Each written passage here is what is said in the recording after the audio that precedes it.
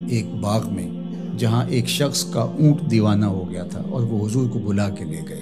اونٹ دیوانہ ہو جائے تو سخت نقصان دہ ہوتا ہے، تو صحابہ کہتے ہیں کہ حضور جب داخل ہوئے تو ہم ڈرے کہیں حضور کو نقصان نہ پہنچا دے، کیونکہ وہ حضور کو دیکھ کے دوڑتا ہوا آیا، لیکن جو ہی وہ قریب آیا تو منظر عجیب تھا۔ اس نے اپنی پیشانی حضور کے قدموں میں رکھ دی اور سجدہ ریز ہو گیا۔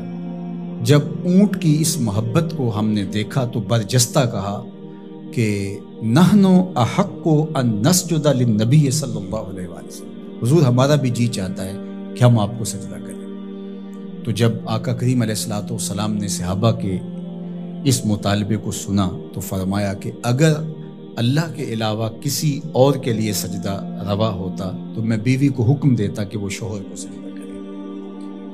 تو اللہ کے علاوہ شریعت میں سجدہ کسی کو روا نہیں۔ سجدہ تعبدی جو عبادت کی نیت سے کیا جاتا ہے وہ تو کسی کو بھی جائز نہیں ہوا، کبھی بھی نہیں ہوا، کسی شریعت میں بھی نہیں ہوا، چونکہ شرک کی کبھی بھی اجازت نہیں ہوئی۔ لیکن جو سجدہ تعظیمی ہے وہ پچھلی شریعتوں میں جائز تھا، لیکن اس امت کے اندر اس کے بھی روک دیا گیا تاکہ اس کا راستہ ہی بند کر دیا جائے۔ ایاک نعبد و ایاک نستعین، ہم تیری ہی عبادت کرتے ہیں اور تجھی سے استعانت طلب کرتے ہیں، تجھی سے مدد مانگتے ہیں۔ عبادت کسے کہتے ہیں؟ اقصی غایت التذلل والخضوع، انتہائی درجے کی عاجزی اور انکساری عبادت ہے، اور عبادت کا جو نقطہ کمال ہے وہ سجدہ ہے۔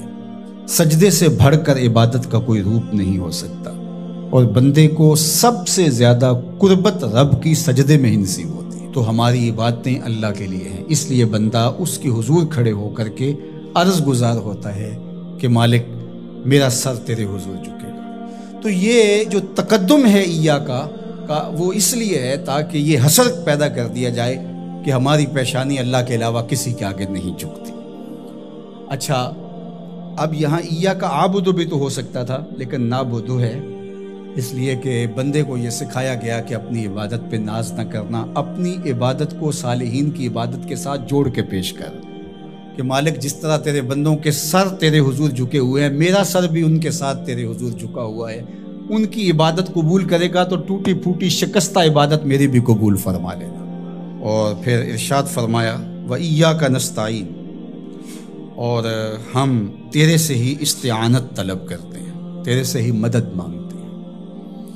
استعانت اون سے ہے، اور استعانت کا معنی پھر یہ طلب ماخذ ہے نا اس کا، خاصہ باب استفعال کا، تو پھر اس کا مطلب یہ ہوا طلب الاون، مدد کا طلب کرنا۔ تو ہم اللہ جل شانہ کی عبادت بھی کرتے ہیں، اور پھر دوسرا درجہ جو ہے مدد طلب کرنا، نصرت اور تائید طلب کرنا، وہ بھی ہم اللہ سے طلب کرتے ہیں۔ تو اس لیے عبادت بھی اسی کے لیے ہے، کسی اور کے لیے عبادت تو ہو ہی نہیں سکتی، اور مدد اور نصرت بھی اسی سے ہی طلب کی جائے گی۔ جس طرح ایاک معنی میں حسر پیدا کرنے کے لیے اس کو مقدم کیا گیا ہے، ایاک نعبد و ایاک نستعین، تو یہاں بھی ایاک کو اسی طرح مقدم کر کے وہی زور یہاں کلام میں پیدا کیا گیا ہے، تاکہ جو ہے وہ سمجھنے والے اس کو سمجھنے میں کوئی ٹھوکر نہ کھائیں، اور اللہ ہی سے مدد طلب کرنی چاہیے۔